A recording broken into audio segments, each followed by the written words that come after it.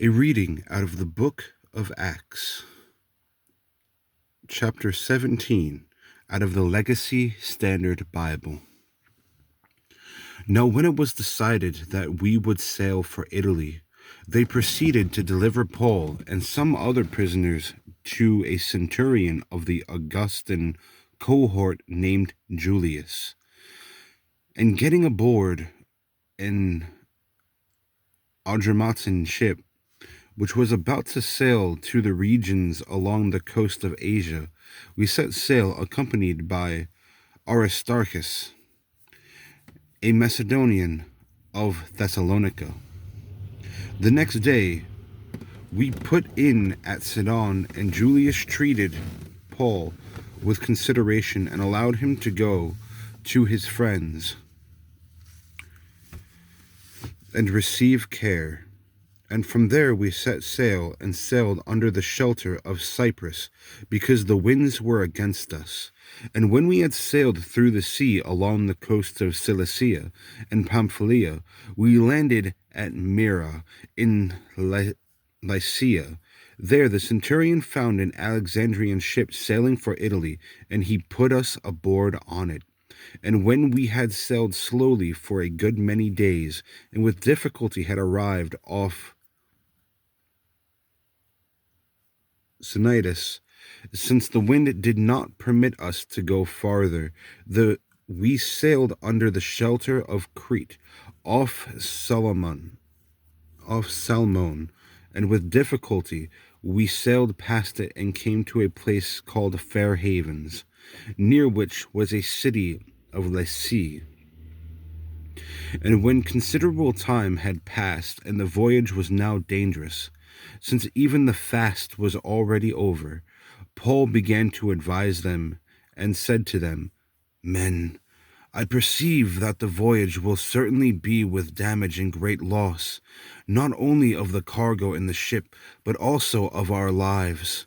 But the centurion was being more persuaded by the pilot and the captain of the ship than by what was being said by Paul.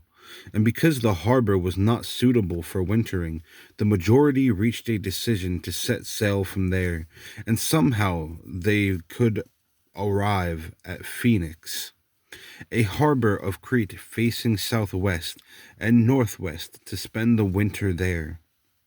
And when a moderate south wind came up, thinking that they had attained their purpose, they weighed anchor and began sailing along the shore of Crete.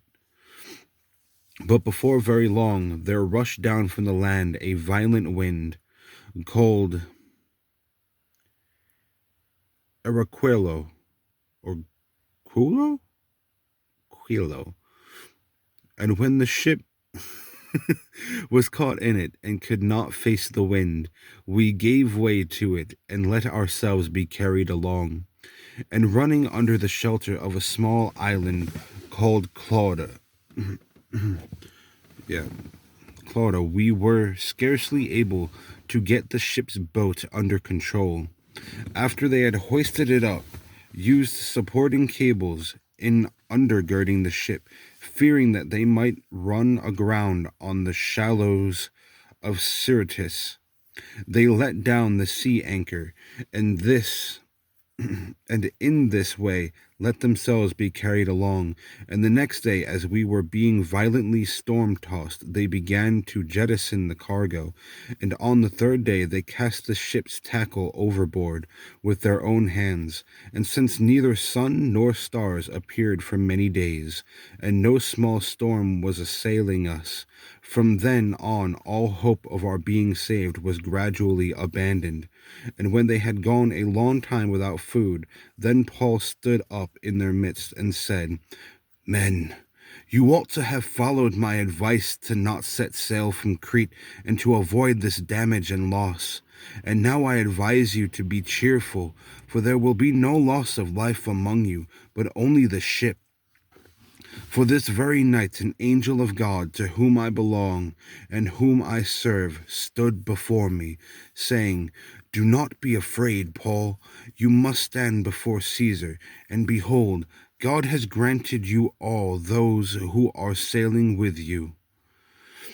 Therefore be cheerful, men, for I believe, God, that it will turn out exactly as I have been told.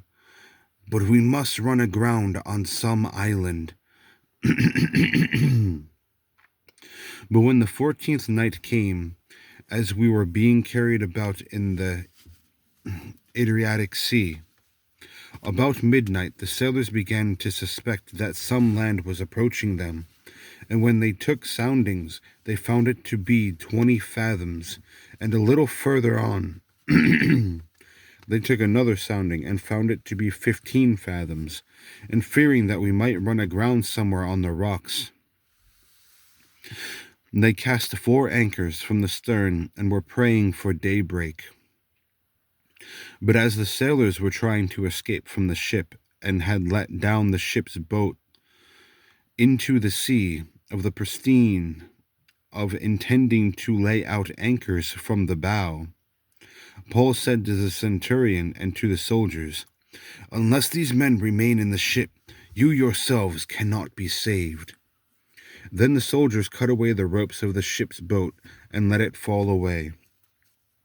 Until the day was about to dawn, Paul was encouraging them all to take some food, saying, "Today is the 14th day that you have been constantly watching and going without eating, having taken nothing.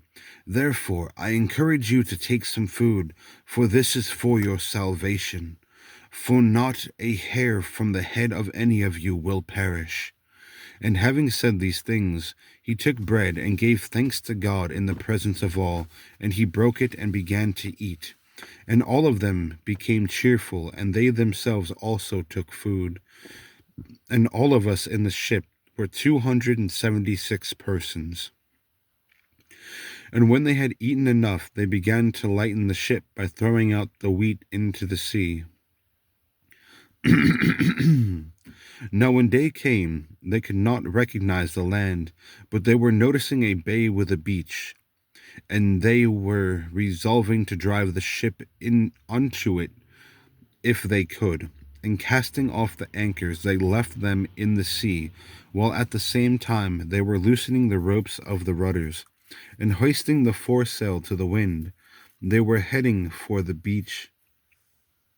But striking a reef where 2 seas meet, they ran the vessel aground, and the bow stuck fast and remained immovable, but the stern began to be broken up by the force of the waves.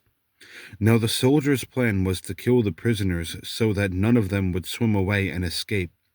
But the centurion, wanting to bring Paul safely through, kept them from their intention, and ordered that those who could swim should jump overboard first and get to land, and the rest should follow, some on planks and the others on various things from the ship. And so it happened that they all were brought safely to land. A reading of the book of Acts, chapter 27, out of the Legacy Standard Bible.